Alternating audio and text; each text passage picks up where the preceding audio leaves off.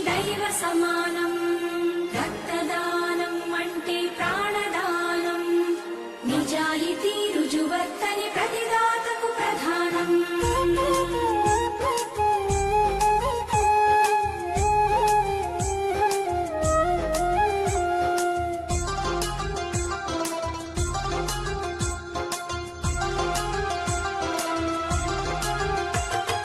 రక్తదానం అంటే ప్రాణదానం.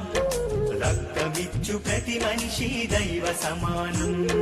రక్తదానం అంటే ప్రాణదానం. రక్తమిచ్చు ప్రతి మనిషి దైవ సమానం.